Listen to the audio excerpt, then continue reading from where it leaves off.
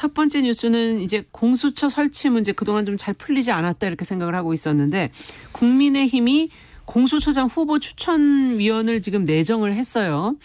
한쪽에서는 지금 지연 전략이 아니냐 하는 이야기도 좀 나오고 있는데 어떤 상황에 처해 있는 것이고 어떻게 진행될 것으로 예상하시는지 이제 하나씩 좀 짚어보죠. 전혜연 평론가께서 정리 좀 해주세요. 예, 공수처 하면 어렵다고 생각하시는데 그렇게 어렵지 않습니다. 제가 네. 지금 열쇠말 한번 풀어볼게요. 첫 번째 열쇠말은 비토권입니다.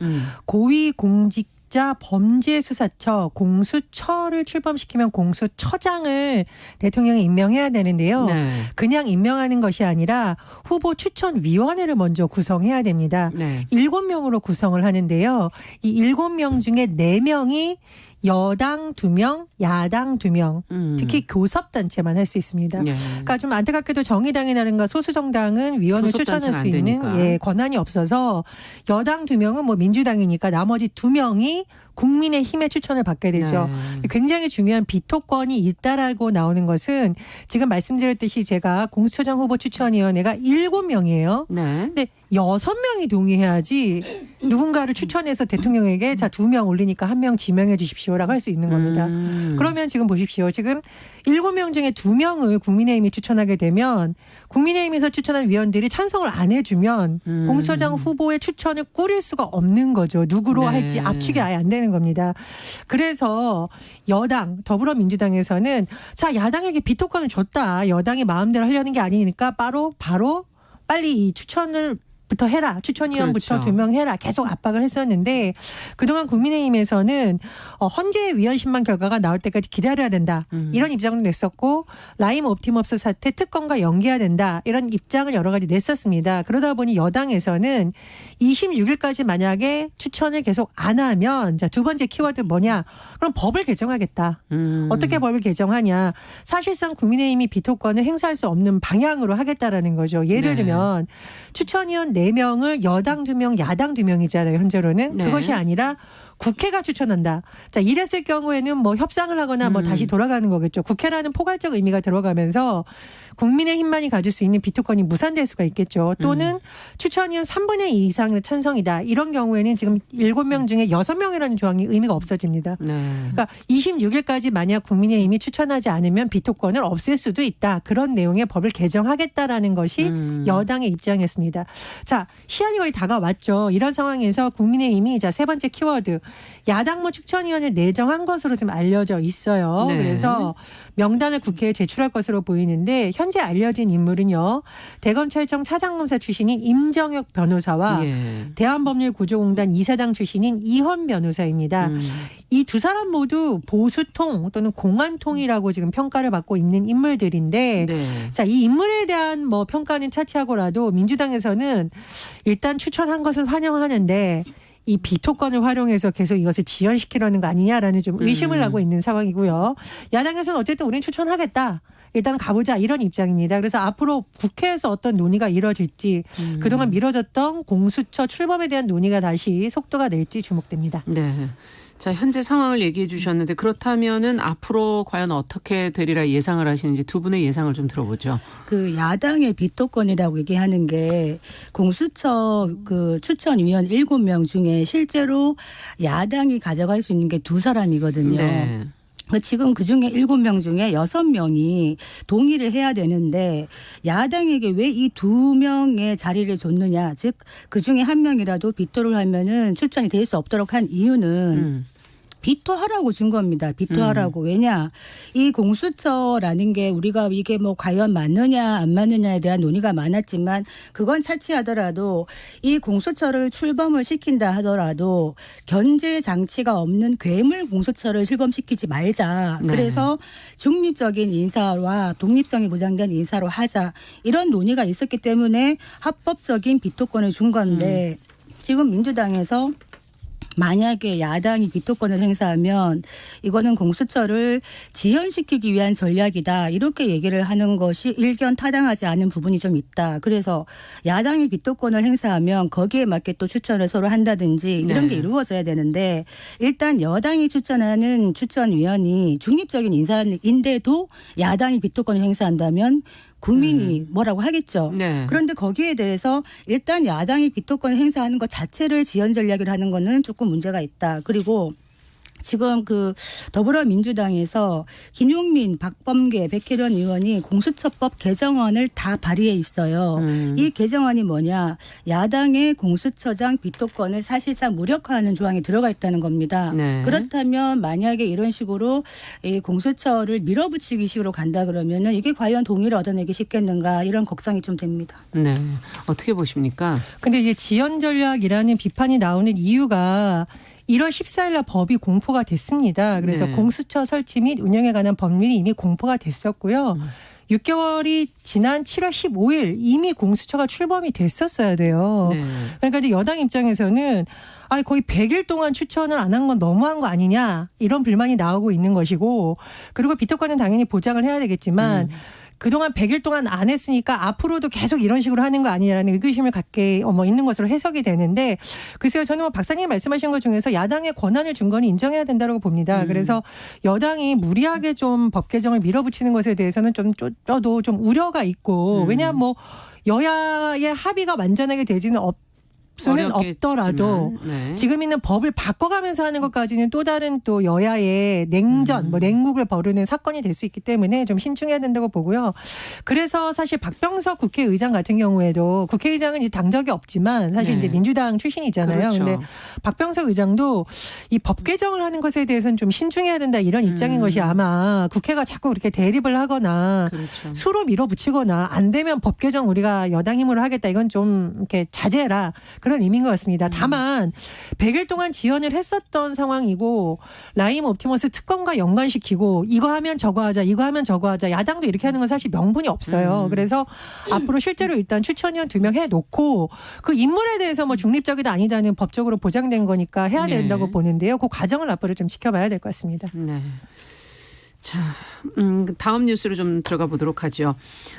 개발도상국 여성과 또 우리나라 남성을 맺어주는 국제 결혼에 대한 인권 침해 우려가 지금 커지면서 결혼 중개업법이 개정이 되고 광고도 함부로 할 수 없게 되는 그런 상황이 되는데 요즘에는 이 동영상 콘텐츠를 가장해서 교묘한 형태의 그런 또 광고가 새로운 형태의 광고가 등장을 한다고 그러거든요. 관련 내용을 좀 전 평론가께서 정리해 주시면 무엇이 문제인지 좀 들여다보죠.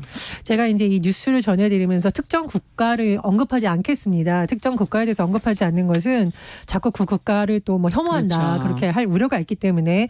근데 어쨌든 우리나라 남성들하고 일부 국가의 여성들하고 국제 결혼이 한동안 굉장히 많이 증가했었죠. 예. 근데 다문화 가족이 느는 것 자체는 문제라고 볼 수가 없는데 이 과정에서 중개업자들이 불법으로 이런 것을 알선한다던가 여성들에게 우리나라 남성에 대한 정확한 정보를 제공하지 않거나 또는 중간에서 돈을 갈취한다던가 이런 일이 많았었죠. 그래서 결혼 중개업에 대한 여러 가지 규제 법안이 만들어졌었고 광고의 경우에도 여러 가지 규제가 들어갔습니다. 근데 최근에 이제 유튜브를 통해서 워낙 많은 영상이 유통되면서 이게 광고인지 아니면 개인 블로그인지 애매한 형태로 되고 있는데 이 내용을 자세히 들여다보니 문제가 많더라 이런 지적이 나오고 있습니다. 그래서 저도 좀 찾아봤는데 예를 들면 우리나라 남성이 특정 국가에 가고 그 나라의 여성이 이 남성을 공항에서부터 만나는 과정이 마치 무슨 예능 프로그램처럼 뭐 음악도 나오고 시골길을 같이 운전을 하고 그 여성의 집을 찾아가서 선물도 주고 화기애애하게 결혼하는 과정이 나와요. 그래서 그 밑에 조그만하게 결혼정보업체 이름이 나옵니다. 근데 이게 언뜻 보면은 문제가 없는 것 같지만 우리나라 이주여성센터라든가 이런 데서 실태조사를 하고 또 예. 관련 여성들이 인터뷰하다 보니 사실은 굉장히 문제가 많다. 전문가들이. 제가 보기에도 좀 문제가 많은 게 뭐냐면 예, 일단은 왜 여성의 경우에는 있잖아요. 얼굴하고 신원정보가 사실 다 나와요. 그냥 가리는 게 없군요. 그렇죠. 그래서 저는 이게 이 여성의 사전 동의를 얻었나 싶은 거예요. 그러면 남성은 어떻게 돼 있습니까? 얼굴이 모자이크 처리돼서 누군지 알 수가 없습니다. 한국 남성이라는 것만. 네. 이런 부분에 대해서 제대로 동의가 되느냐. 그 여성들에게 충분하게 설명을 해주고 이 동영상이 상업적으로 이용될 수도 있는 거잖아요. 그리고 제가 네. 댓글을 보니까 성희롱성 댓글이 되게 많아요. 이 여성에 대해서 뭐 얼굴을 평가한다던가 뭐 어떻게 한다라는 좀 과한 그러니까 그런 걸 사전에 충분히 설명해주고 동의를 얻었는지 조금 의문이고 두 번째로는 이런 여러 가지 동영상의 문제가 뭐냐면 여성을 이 남성이 고르는 상품처럼 보여주는 좀 문제가 있다. 네. 사실 결혼이라는 것은 서로 마음이 맞아서 하는 거지 여성들을 쭉 소개해주고 남성이 고르게 하는 과정이 아니잖아요. 그렇죠. 그런데 이제 이런 동영상이 여성들에 대한 정보라든가 이런 것만 과도하게 노출시키면서 너무 상품 광고처럼 대상화하는 거 아니냐 이런 지적이 계속 나오고 있습니다. 네. 그래서 전문가들이 뭐 근본적으로는 우리나라 지금 뭐 국제 결혼이라든가 다문화 가족 형성 자체가 아주 자연스럽게 되는 경우도 있지만 과거에 급증하면서 결혼 중개업체가 끼면서 됐던 여러 가지 그렇죠. 근본적인 문제를 하나 들어야 한다는 거 문제 지적이 나오고 있고요. 두 번째로는 과거처럼 무슨 중개업소가 대놓고 전담 광고를 하거나 뭐 이렇게 현수막 같은 거 이런 게 많이 예전에는 그렇게 많이 그렇죠. 했군요. 그런 것이 많이 규제가 됐지만 지금 유튜브를 통해서 교묘하게 예. 혐오나 인종차별하는 건 좀 문제가 있지 않느냐 이런 지적이 나오고 있습니다. 네, 이거 사람들이 또 못 느끼면서 거기에 또 빠져들 수도 있는 부분이 있어서 어찌 보면 더 우려스러운 면이 있는 것 같은데요. 지금 광고에 대한 규제도 중요하지만은 지금 결혼이라는 게 뭔가도 한번 좀 생각해 봐야 될 문제인 것 같고 국제 결혼은 과연 어떤 형식이 돼야 되는가 또 지금 하고 있는 것이 과연 옳은가 여러 가지 생각을 해보게 됩니다. 두 분의 의견 좀 들어보고 싶네요. 지금 이제 국제 결혼을 추세가 뭐 이렇게 억지로 막을 수는 없는 추세인데 문제는 이 국제 결혼을 어떤 방식으로 행해지느냐가 예. 문제인 것이거든요. 우리가 지금 다문화 가정이 많이 늘어나고 있고 다문화 자녀들도 많이 급증하고 있는데 그 다문화 이러면 보통 우리가 동남아 이런 생각을 많이 하거든요. 네. 뭐 베트남이나 그런데 실제로 미국, 일본, 유럽도 많습니다. 그렇죠. 그런데 수적으로 이제 많이 작고 다문화에서 많은 부분을 차지하는 이제 우리가 흔히 말하는 우리보다 경제력이 낮은 나라의 여성들을 일테면은 돈을 주고 돈이 개입돼서 일종의 매매혼처럼 운영되는 이런 부분이 있기 때문에 처음부터 결혼에 대한 인식 자체가 어떤 생각을 하느냐 남편이나 시부모가 너는 내가 돈을 주고 데려온 사람이야.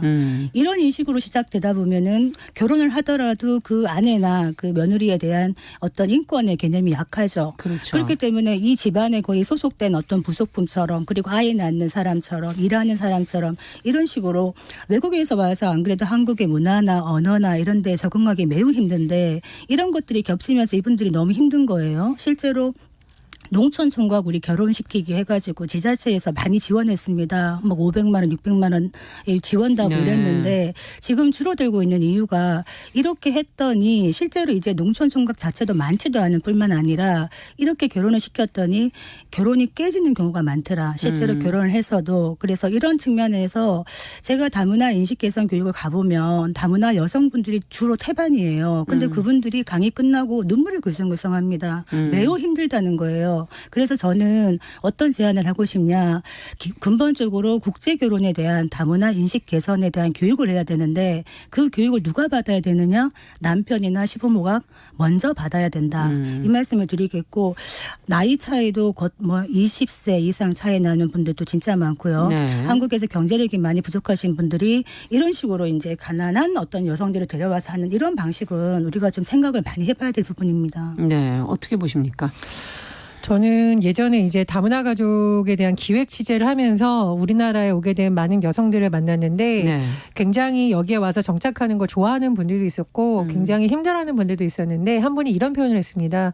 본인의 고향인 나라 본토에서는 한국을 무지개 나라로 부른다. 굉장히 좋아하고 사람들이 따뜻하고 마치 아메리칸 드림처럼 코리안 드림 한국에 가면 누구나 평등하게 즐겁게 살 수 있는 줄 알았는데 나는 그런 사람이 아니었다. 왜냐 나는 여기 와보니까 이방인이고 말을 잘 못하는 중년 여성이고 글도 모르는 그런 사람 취급을 하더라. 근데 이분이 고학력자예요. 거기서 대학도 나오고 선생님으로 일하셨던 분인데 그 고충을 굉장히 많이 털어놨었는데 제가 느낀 점은 뭐냐면 이 다문화 정책이라는 것 자체를 좀 돌아볼 필요가 있다. 우리나라 네. 같은 경우에 외국인 며느리들이 한국 김치 담그는 거 보면 굉장히 흐뭇해하시죠. 네. 예. 그런데 우리나라 사람들이 미국에 가서 만약에 미국에서 적극적으로 햄버거 만들기 행사 이런 거 하는데 우리나라 사람이 나가면 좋아하시겠습니까? 아니죠. 그래서 다문화 가족을 볼 때 우리나라에 어쨌든 어쨌든 적응을 해야 되니까 우리나라 문화를 가르쳐 주는 건 좋은데 이것이 우리나라 문화가 최고야. 한국 문화 억지로 배워 이렇게 강요하는 방식에 대해서는 굉장히 좀 생각해 볼 필요가 있고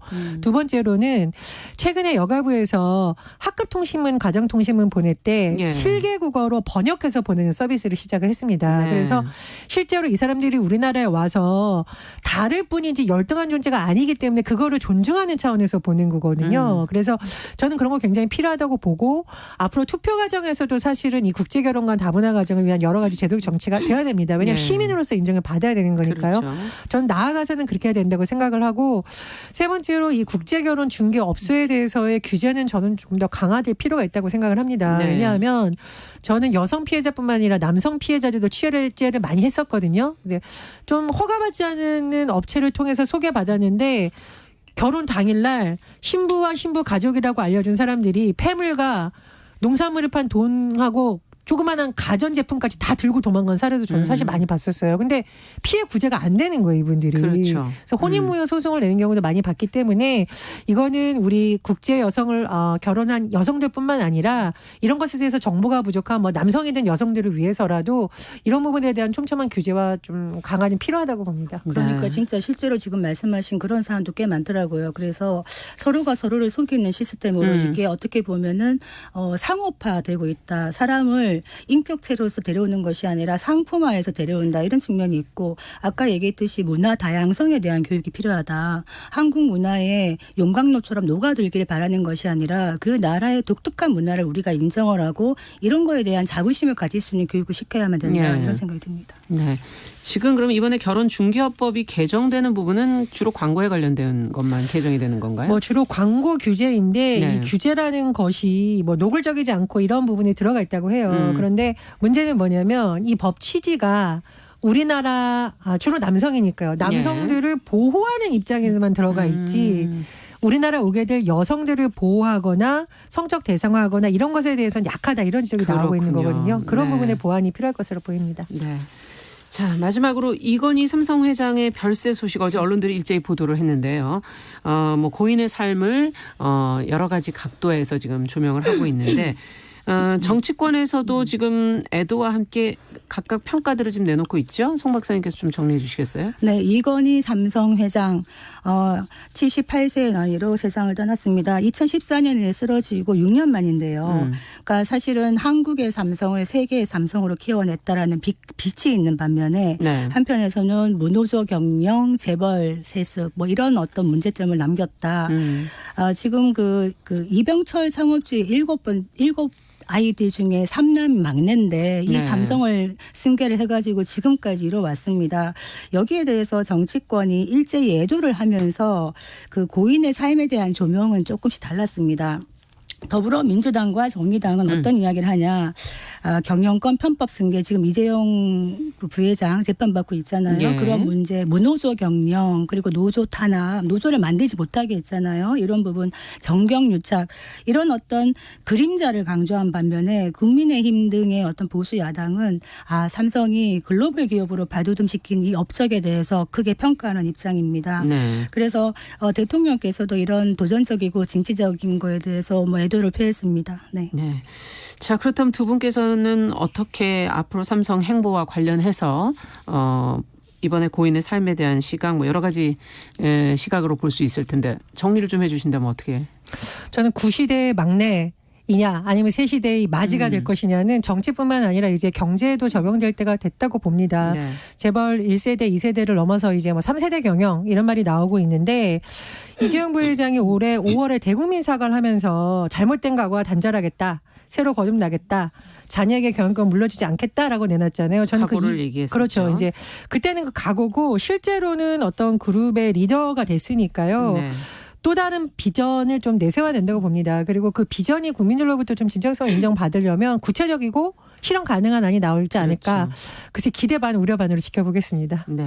그때 저 이건희 회장이 신경영 얘기하면서 다들 아마 기억하실 겁니다. 마누라와 자식 빼고는 다 바꿔라. 네. 이렇게 얘기하고 우리가 1등의 위기에 빠질 수 있다. 이런 얘기를 하면서 나는 아직도 배고프다. 이런 얘기를 하고 삼성이 지금 브랜드 가치가 얼마인지 아세요? 세계에서 삼성 브랜드 가치가 60조 원입니다. 네. 세계의 뭐 아마존, 구글처럼 이런 글로벌 기업의 5위에 들어갔다. 네. 그런데 문제는 우리가 이제 삼성이라는 그 재벌 기업을 바라보는 국민들의 시각이 굉장히 애증이 교차한다. 한편에서는 대한민국을 이만큼 책임지고 오는 주체 기업으로 역할을 하지만 한편에서는 이면에서는 우리가 왜 백혈병, 작업병 네. 피해자 이런 얘기를 하는데 어떻게 보면은 삼성이 일궈온 이런 업적들이 과연 삼성만의 업적인가? 사실은 정부의 어떤 재벌 키우기 정책적인 수혜도 있었고 무엇보다 그 국민들이 같이 했다. 이 삼성에 그렇죠. 같이 했던 임직원들이 있었다. 그렇기 때문에 그 공과를 사실은 국민들이 같이 나눠야 된다. 이제는 삼성에 대해서 재벌이라는 비판만 할 것이 아니라 삼성이 사회적 책임을 다할 수 있는 기업으로 거듭나도록 강제를 할 수도 있다. 이런 생각이 들고 강제하기 이전에 삼성 스스로 어떤 제대로 된 글로벌 스탠다드 기업으로 다시 한번 태어나는 기회가 돼야 되는데 지금 이재용 부회장이 이제 오늘도 뭐 재판이 있잖아요. 예. 국정농단 재판이 있고 또 편법 승계 재판이 있는데 이재용 부회장의 거취와 관계없이 삼성은 어쨌든 대한민국에서 차지하는 위상이 크기 때문에 이 부분에 대해서 우리가 제대로 앞으로 투명 경영을 할 수 있고 지배 구조도 투명할 수 있도록 우리가 지켜봐야 된다 이런 얘기를 하는데 삼성이 지금 많이 힘듭니다. 지금 미중 분쟁의 핵심이 거의 반도체 IT 이런 데 가 있는데 네. 삼성이 그 사이에 끼어 있는데 이걸 어떻게 위기를 극복할 수 있는가 이런 사안도 있고 또 지금 대만이 바짝 추격하고 있고 이런 상황이고 중국도 만만치 않습니다. 이런 부분에서 삼성이 어떻게 살아남느냐가 또 국가 경제에 중요한 역할을 할 수 있지 않나 이런 생각도 듭니다. 저는 재벌 총수들의 관련 재판을 직접 본 적도 있고 하는데 늘 그런 얘기를 하거든요. 국가 경제 이바지하고 앞으로 더 잘하겠다. 그게 자체가 나쁜 것은 아닌데 사실 국정농단 파기환 소심이나 불법 경영권 승계 관련 재판 자체가 어떤 해외 경영이라든가 이런 거에 직접 연관된 것은 아니에요. 네. 본인들이 국내에서 했던 어떤 문제, 경영권과 관련된 문제이기 때문에 재벌 총수의 사과와 반성과 혁신이 진정성을 얻으려면 재판에서 좀 감량을 하기 위한 어떤 수단이 아니라 진짜로 기업 지배구조 자체를 투명하게 하는 그렇죠. 그런 결실로 좀 이어졌으면 합니다. 그 YS 때 이건희 회장이 이런 말 했었어요. 정치는 사류고 행정력은 한 3이 되는데 기업이 2류다 이렇게 해가지고 당시 청와대가 부글부글 끓고 별로 정치권이 안 좋아했어요. 네. 지금 생각해 보면 그 말을 지금 한번 돌이켜 보면 정치는 과연 몇 류일까? 그 당시 그 말을 왜 했냐면 정부의 행정 규제에 대한 이야기를 했거든요. 네. 지금도 사실은 기업들이 제대로 하기 위해서는 규제가 많이 혁신이 돼야 되고 타파가 돼야 되는데 이런 부분이 잘 뒷받침되고 있는가 이런 부분도 살펴봐야 되겠습니다. 여러 가지 평가가 있기 때문에 저희는 개인 의견으로 오늘은 말씀을 들은 것으로 하겠습니다. 자, 뉴스픽 전혜연 평론가 더공감 여성정치연구소 송문희 박사 두 분 수고하셨습니다. 감사합니다. 감사합니다.